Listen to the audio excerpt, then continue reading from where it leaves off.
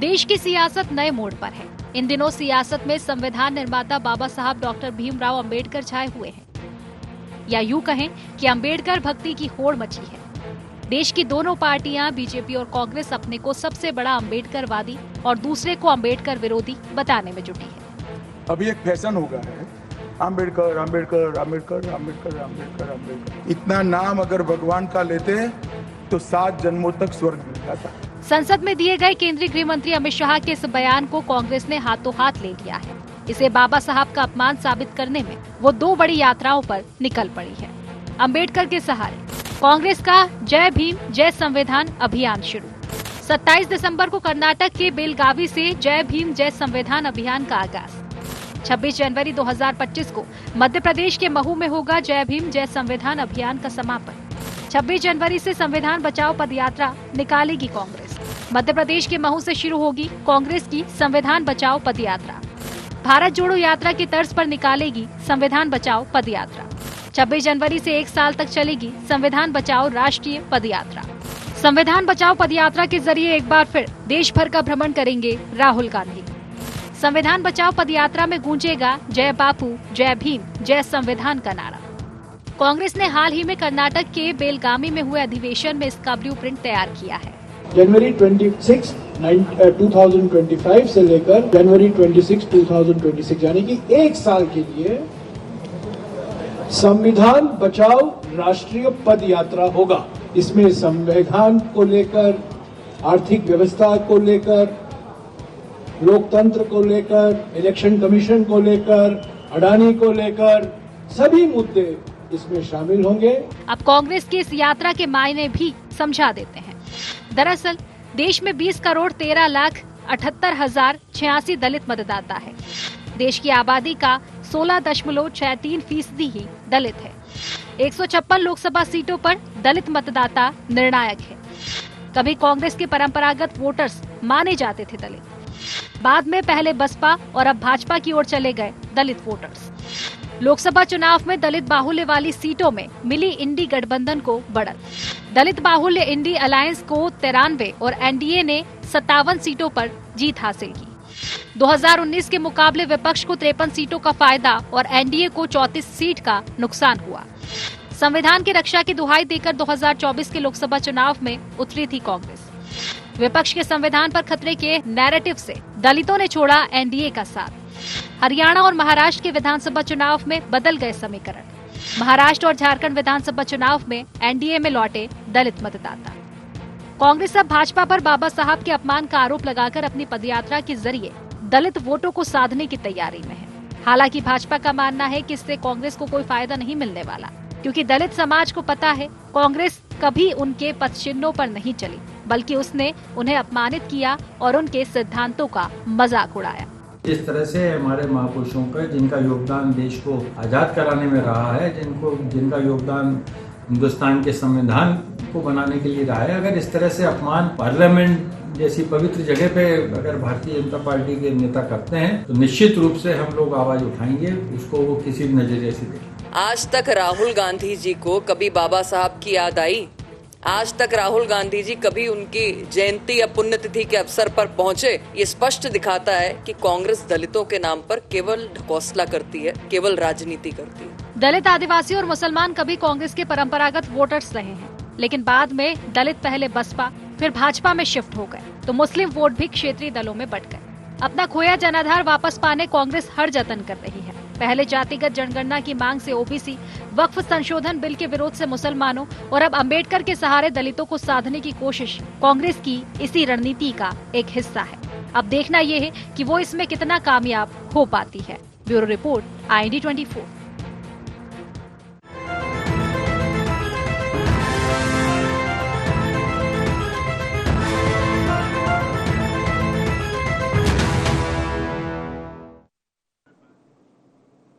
नमस्कार, IND agenda में आपका स्वागत है। मैं हूं राघवेंद्र सिंह।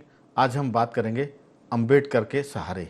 दरअसल हर पार्टी जो चुनाव जीतना चाहती है उससे कमज़ोर वर्ग के वोटरों की आस रहती है। तो आज हम बात करेंगे अंबेडकर से आस लगी है कांग्रेस को, इसलिए वो बहुत जल्द यात्रा शुरू करने वाले हैं, संविधान की यात्रा। संविधान के सहारे, अंबेडकर के सहारे आप चाहे जो नाम ले दें, आज इसी विषय पर हम बात करेंगे। चर्चा शुरू कर रहे हैं उसके पहले एक नज़र डालते हैं एजेंडा पॉइंट्स के। सियासत में क्यों मची है अम्बेडकरवादी बनने की होड़? कौन है बाबा साहब की वैचारिक विरासत का असली वारिस? क्या अमित शाह के बयान को सियासी मौके के रूप में देख रही है कांग्रेस? क्या बार बार चल पाएगा संविधान पर खतरे का नैरेटिव? ये वो मुद्दे हैं जिनके सहारे कांग्रेस अगली सरकार बनाना चाहती है या अपने जनमत को दोबारा अपनी झोली में समेटना चाहती है। आज इसी मुद्दे पर हम बात करेंगे। चर्चा के लिए हमारे साथ स्काइप पर मौजूद रहेंगे हमारे तीन साथी। कांग्रेस के प्रवक्ता और किसान नेता केदार शंकर सिरोही जी, भाजपा की मीडिया पैनलिस्ट डॉक्टर वाणी आलूवालिया जी, क्षमा करें पिछली बार भी मैंने आपका नाम वीणा बोल दिया था, वाणी आलूवालिया जी, और वरिष्ठ पत्रकार साथी आशीष दुबे जी। आप तीनों का बहुत बहुत स्वागत है। दरअसल कोई भी जीतना चाहता है, सहारा कोई किसी का भी हो, चाहे राम का सहारा हो, मस्जिद का सहारा हो, मंदिर का सहारा हो, या दलित का या मुसलमानों का। आशीष दुबे जी, कांग्रेस जिस मुद्दे पर आगे बढ़ रही है उसमें उनके गठबंधन में भी इस मुद्दे पर थोड़ी सी रार हो सकती है, क्योंकि दलित वोट बैंक पर या मुस्लिम वोट बैंक पर सबकी नज़र है, और हिंदू वोट बैंक पर तो बीजेपी ने एक तरह से अपने जिसे कहेंगे ना कि कब्जा कर रखा है, लेकिन जो वोट जिताने और हराने वाले हो सकते हैं वो दलित है, आदिवासी और मुस्लिम है। ये जो अम्बेडकर के सहारे यात्रा की शुरुआत हो रही है, उसे आप एक पत्रकार के नज़रिए से किस ढंग से देखते हैं? क्या ये कांग्रेस को मजबूत करेगी या गठबंधन को कमज़ोर करेगी, या ये मामला कुछ ज़्यादा असर नहीं कर पाएगा, क्योंकि अभी चुनाव में वक्त है और यात्रा बहुत जल्दी हो रही है? और एक और सवाल, क्या कांग्रेस के नेता राहुल गांधी राजनीतिक यात्री बनना चाहते, क्योंकि उनकी 2 यात्राएं हो चुकी, ये तीसरी यात्रा है, और चुनाव के आते आते जब अगला चुनाव होगा लोकसभा का, तब तक हो सकता है कि 1-2 यात्राएं और प्लान कर ली जाए। आपकी राय? देखिए, अगर इसको हम आपके आखिरी सवाल से शुरू करें तो इसमें राहुल गांधी जो है वाकई राजनीति के यात्री ही हैं। तो जब तक मंजिल पे नहीं पहुंचेंगे उनकी यात्रा तो जारी ही रहेगी, वो किसी भी रूप में होती है। तो चूंकि भारत जोड़ो यात्रा में पहली यात्रा में प्रतिसाद मिला, तो इस फार्मूले को बार बार मुझे लगता है आजमाते रहेंगे, निश्चित तौर पर अगले चुनाव तक कई यात्राएं।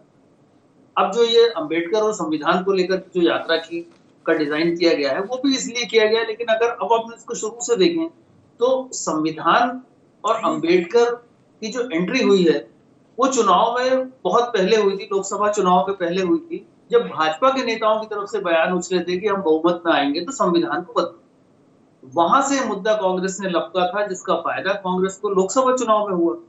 लेकिन विधानसभा में, खासतौर पर हरियाणा और महाराष्ट्र के चुनाव में, वो वोटर जो लोकसभा चुनाव में कांग्रेस के पक्ष में आया था वो कांग्रेस से दूर जाता दिखा।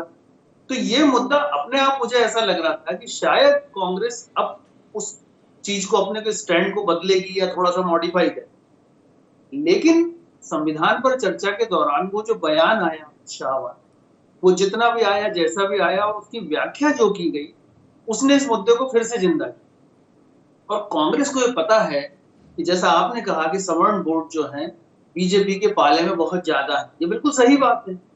तो अगर कांग्रेस को ऐसा लगता है कि सवर्ण वोटों के साथ साथ दलित वोट भी बीजेपी के साथ जुड़ गए, तो फिर बीजेपी को हराना या चुनावी राजनीति में पीछे ढकेलना बहुत ही मुश्किल या असंभव जैसा होता।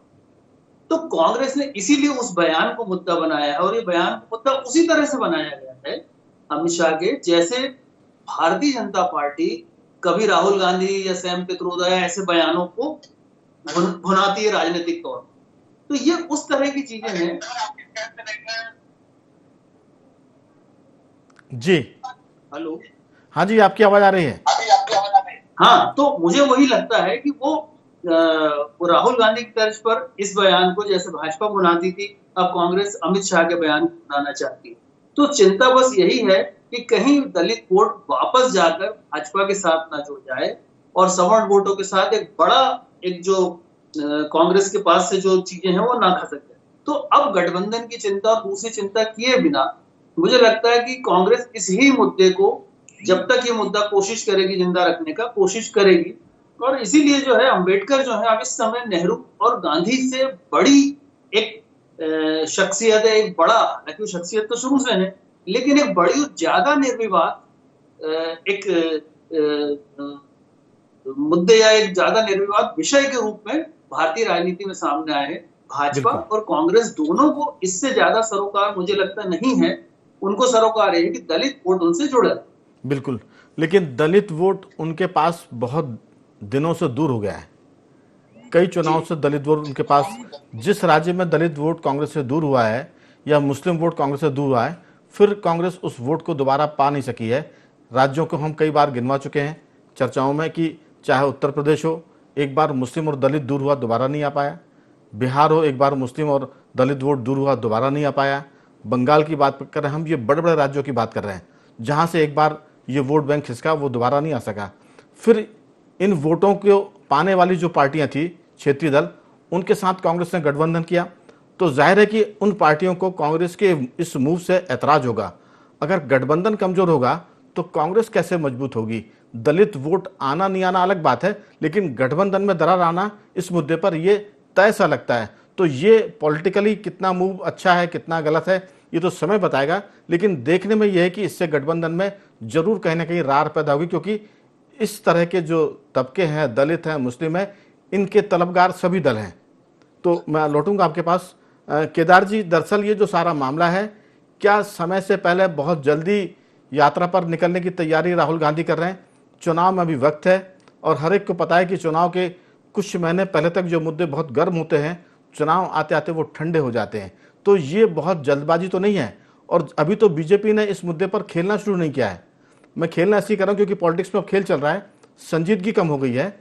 अगर अंबेडकर के अपमान की बातें बीजेपी गिनाना शुरू करेगी कि कांग्रेस ने कितने बार अपमान किया, नेहरू से लेकर अभी आखिर तक, तो मुझे लगता है कि फिर कांग्रेस के पास ऐसी टीम नहीं है जो उनके सवालों का, उनके आरोपों का उत्तर सटीकता से दे पाए।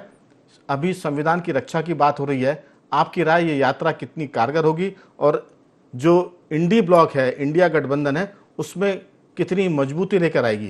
केदार जी, आपकी राय। देखिए, राजनीति में यात्रा और सतत संपर्क, जमीनी स्तर पर लोगों से मिलना मजबूती देता ही देता है। इसमें कभी कोई दोहराया नहीं रहा है। जितने ज्यादा हम लोग फील्ड में रहेंगे, जितने लोगों से मिलेंगे, जितने लोगों के मुद्दों पर बात करेंगे, उतना हम लोगों के लिए मजबूती देगा। रही बात संविधान की और कांग्रेस के बारे में, तो कांग्रेस ने ही तो संविधान के लिए बाबा साहब अम्बेडकर को चुना था, उन्हीं को अध्यक्ष बनाया था। तो ये कहना कि भारतीय कांग्रेस ने बाबा साहब अम्बेडकर का अपमान किया, तो ये भारतीय जनता पार्टी की सोची समझी रणनीति के तहत होती है ये सारी चीजें। हमने सुदर्शन जी के भी, इनके जो 6 आरएसएस प्रमुख हुए अभी तक, कभी भी इन 6 लोगों ने संविधान का सम्मान किया है? कभी इन लोगों ने तिरंगे का सम्मान किया है? कभी इन्होंने राष्ट्रीय एकता, अखंडता, भाईचारे पर बात की है? ये बात अखंड भारत की करते हैं, परंतु भारत के अंदर रहने वाले लोगों को ये बांटते फिरते हैं। अभी जो ये पंजाब के किसान है, ये तो किसान है ना सर, हम लोग तो किसान है ना, वो उनको खालिस्तानी कहते हैं, हम लोगों को खालिस्तानी कहते हैं। अरे ये धरती हमारी है, हमारी धरती। अब ये इसलिए तो संविधान बदलना चाहते हैं कि इस देश में जो भी आवाज उठाएगा उसको दरकिनार कर दो। तो भारतीय जनता पार्टी का आज से रवैया नहीं है। यह आजादी के पहले भी इन लोगों ने मनुस्मृति लागू करने की बात कही थी, संविधान के ये पक्ष में नहीं थे, ये आरक्षण के पक्ष में नहीं है, ये समानता के पक्ष में नहीं है।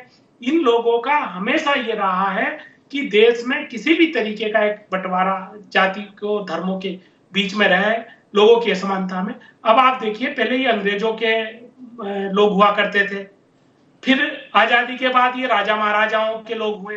ये कागज पे है, मैं कोई अपने घर से बात नहीं कह रहा हूं। और उसके बाद में अब ये कारपोरेट के लोग हो गए। इनका जो मूल मंत्र है या इनकी जो मूल पुस्तक है वो है धन वाली पुस्तक। जिसके पास धन, उसके पास भारतीय जनता पार्टी का नियम और उसका कानून कायदा है। हमारा देश, देखिए, देश का जो बनाया गया, पहले राजा रजवाड़े अलग अलग तरह के, छोटे मोटे अलग तरह की रियासतें थी, कई तरह की रियासत थी, उसको हम लोग एक अखंड नहीं कह सकते, सबके अपने अपने रूल थे। आजादी के बाद में एक पूरा देश बना है और उस देश को बनाने का और उसमें सब लोगों के लिए हितों की रक्षा हो, उसके लिए कानून बनाया गया। वो कानून है संविधान के तहत चलने वाला। तो संविधान सिर्फ दलितों का कहना नहीं है कि जो संविधान है वो दलितों के लिए है, मुस्लिमों के लिए है, पिछड़ों के, ये सामान्य, ये तमाम लोगों के लिए है। देश को किसी भी चीज को चलाने के लिए, उसके सफल निर्वहन करने के लिए उसमें कोड ऑफ कंडक्ट की बड़ी जरूरत होती है, उसमें मर्यादा का और नियम का जरूरत होता है। तो हमारे देश को चलाने के लिए संविधान की जरूरत है।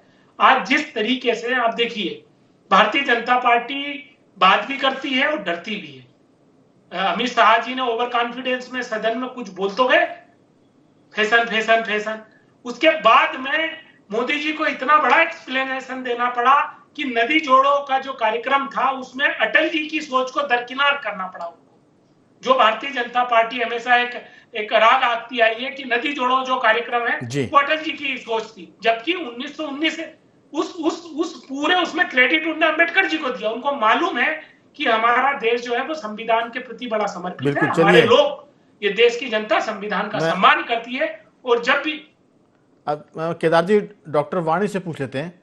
वाणी जी, आपने सुन लिया अनूप जी को भी, दुबे जी को भी, आशीष दुबे जी को भी और केदार जी को भी, आपकी राय इस पूरे मुद्दे पर? सबसे पहले तो आपको, राघवेंद्र जी, आशीष जी, केदार जी, आप सबको नमस्कार करती हूँ और दर्शकों को भी मैं प्रणाम करती हूँ। देखिए, ये कांग्रेस की जो हर वर्ष नई प्रेम कहानी उत्पन्न हो जाती है उसमें हमेशा दरार आती है। जहां राहुल गांधी ऐसी प्रेम की भावना, अपने मोहब्बत की दुकान खोलने के प्रयास करते हैं, वहां पर कहीं ना कहीं ये खुद ही अपने पैर पर कुल्हाड़ी मार देते हैं और वो विफल हो जाती है और वहां पर इनके जमीनी स्थिति जो होती है वो बहुत ही बदहाल हो जाती है। रही बात भारतीय जनता पार्टी की, तो चाहे वो गरीब, किसान, युवा, महिला, जनजातीय, और अब मैं और इसमें जोड़ रही हूँ हिंदू, मुस्लिम, सिख, ईसाई, भारतीय जनता पार्टी के अंतर्गत चाहे वो राष्ट्र की सरकार हो, केंद्र की, या फिर प्रदेश की सरकार, सबको उसी भावना से सब लाभ मिलते हैं उन जो सरकारी योजनाएं हैं। और कांग्रेस पार्टी की एक बहुत लंबी सूची है ऐसी दरार वाली प्रेम कहानियां। बाबा साहेब अंबेडकर, बहुत अपमान किया नेहरू जी ने, उसके बाद और भी बहुत सारे उदाहरण दे देती हूँ। आपने सुना होगा डॉक्टर राजेंद्र प्रसाद, हमारे जो लगातार 2 बार प्रेसिडेंट रहे, जब उनकी मृत्यु हुई, नेहरू जी ने यूपी के गवर्नर को उनकी अंत्येष्टि में नहीं जाने दिया। वहां पर उन्होंने अपनी एक ऑफिशियल यात्रा निकाल दी थी, प्रोटोकॉल के तहत आप नहीं जा सकते। श्रृंखला बहुत लंबी है। जयप्रकाश नारायण के साथ क्या किया इंदिरा गांधी ने, सरदार पटेल को कैसे इन लोगों ने ट्रीट किया, बेइज्जत किया, प्रणब दादा के साथ क्या किया, पीवी नरसिम्हा राव तो इन्हीं के खुद के पार्टी के व्यक्ति थे, उनके साथ सोनिया गांधी जी ने क्या सुलूक किया। तो ये कहती कुछ है, हकीकत कुछ और है। जो टूल किट मिलता है उस टूल किट के तहत इनको अपना जो भी प्रदर्शन करना होता है, जो नैरेटिव बुनना होता है, जमीन पे जो बिल्कुल बेबुनियाद तथ्यों के आधार पे ये बुनने की कोशिश करते हैं नैरेटिव्स, और फिर ये उन्हीं के औंधे मुंह गिरते हैं। संविधान के ऊपर स्पष्ट है, ये तो डॉक्यूमेंटेड है, मैं कोई अपने घर पे कहानी नहीं लिख रही हूँ। 100 बार संशोधन कांग्रेस ने किया, अपने कार्यकाल में अपने खुद के स्वार्थ के लिए किया। अब मेरे को एक उदाहरण दे दीजिए जहां कांग्रेस ने गांधी परिवार को छोड़कर दूसरे वरिष्ठ नेताओं को, गद्दावर नेताओं को उन्होंने अपमानित किया, उनको उन्होंने सराहा नहीं। भारत रत्न भी तो खुद को ही दिया जीवित होते हुए, मृत्यु बाद तो भाजपा ने दिया है ऐसे दिग्गजों को। अब राष्ट्रीय स्वयंसेवक संघ के ऊपर भी टिप्पणी करते हैं, तो आपको याद दिला दूं, नेहरू जी की एक सभा में एक स्वयंसेवक ही था जो चढ़ के उसने उलझा हुआ ध्वज सुलझाया, और नेहरू जी को जब पता चला कि वो संघ का एक कार्यकर्ता है तो उन्होंने उसको सम्मान देने से बाद में मना किया। ये दूसरी बात है। ओबीसी आरक्षण के ऊपर भी आपको मैं बताऊं, आपने उसका ध्रुवीकरण कहाँ किया, उसको आपने किस मूल निवासी को दिया, किस एक बिरादरी को दिया और क्यों आपने ये किया? वोट बैंक की राजनीति आप करते हैं और अब आपको लगता है कि दलित राजनीति भी आपके हाथ से खिसकती जा रही है, तो एक नया पेंतड़ा है ये भी फेल होने वाला है, क्योंकि आपने देख लिया महाराष्ट्र और हरियाणा में पलट गया आपका जो जो भी आपका उपयोग था। अब आपके ऊपर लोग विश्वास नहीं करते। ठीक बात है, ये चलिए सब पैंतरेबाजी उल्टी पड़ रही है। जी, आपके पास लौटता हूं कि कहां पैतरा किसका उल्टा पड़ रहा, किसका सीधा, ये तो चुनाव के नतीजे तय करते हैं, लेकिन कोशिश तो सब करते हैं ना, और कोशिश करने का अधिकार भी है और उम्मीद का भी सबको अधिकार है कि हर आदमी उम्मीद से काम करे। देश विरोधी गाथाएं गाने का अधिकार किसी को नहीं है। देश विरोध जो करते हैं वो फिर मुंह की खाते हैं। अभी तो संविधान यात्रा के बारे में, अंबेडकर की आस के बारे में बात हो रही है कि संविधान के लिए भी गलत नैरेटिव चलिए मैं लौटूंगा। आशीष से पूछता हूं, आशीष जी, आपने बीजेपी कांग्रेस को दोनों को सुना और यात्रा के बारे में आपने विस्तार से बता दिया। क्या लगता है कि ये जो यात्रा आप केदार जी कर रहे थे कि जनता से संपर्क और संवाद के लिए यात्रा बहुत जरूरी होती है, लेकिन ये जो इशू है क्या ये चुनाव तक जिंदा रहेगा? चुनाव में तो वक्त है बहुत सारा, आपकी राय? नहीं जी, निश्चित रूप से चुनाव में बहुत वक्त है। वो जैसा मैंने कहा कि अब चुनाव में वक्त है तो मुद्दों को बढ़ने का ही वक्त है ये, और चाहे कांग्रेस हो, भाजपा हो या जो भी पार्टी हो, उसको अब अपने मुद्दे गढ़ने होंगे और ये कवायद उसी की है। तो ये एक तरह से कांग्रेस का एक्सपेरिमेंट का भी कांग्रेस के लिए समय हो सकता है, क्योंकि अभी 4 साल चुनाव को बाकी है, 4.25 साढ़े 4 साल, तो कांग्रेस इस मुद्दे को और आजमा सकती है कि उस पर क्या जनमत तैयार कर पाएगी। लेकिन देखिए कुछ चीजें बहुत सख्त हकीकत भी हैं कि कांग्रेस आज दलितों की बात कर रही है और संयोग से उसके पास ऐसा विषय या मुद्दे बार बार आते रहे कि जो बार बार वो इस पिच पर आके खेलने की कोशिश कर रही है। लेकिन ये भी सच्चाई है कि बहुत लंबे समय से कांग्रेस में सशक्त दलित नेतृत्व तैयार तो नहीं हुआ। तो अब उसमें अभी ठीक है कि खड़गे वहां पे है या एक आध नेता है, लेकिन जो नेतृत्व जिस तरह का तैयार होना चाहिए था कांग्रेस ने नहीं किया। अगर हम और गंभीरता से देखें तो जिस अंबेडकर को लेकर के, जिस चीज को लेकर मायावती या उनकी पार्टी आगे बढ़ी, तो वहां भी मायावती के बाद कोई सशक्त नेतृत्व नहीं है दलित का। भाजपा के पास भी कोई सशक्त दलित नेतृत्व नहीं है। रामविलास पासवान अब है नहीं। प्रकाश अंबेडकर उतने तरीके से दलित वोटों को एकजुट कर नहीं पाए। तो ये बहुत सारी हकीकतें हैं भारतीय राजनीति में। इसलिए आप भी सही कह रहे हैं कि जब 4 साल बाद चुनाव होंगे तो ये वक्त है हर पार्टी को इस चीज को आजमाने का और अपने आप को देख लेना का, तो कितने पानी में है और कितनी अच्छी तरीके से इन चीजों को कन्विंस कर पा रही है। बीच बीच में राज्यों के चुनाव जरूर आएंगे जहां पर ये इसका एक लिटमस टेस्ट हो सकता है, लेकिन ये पूरी कवायद लोकसभा चुनाव के लिए है।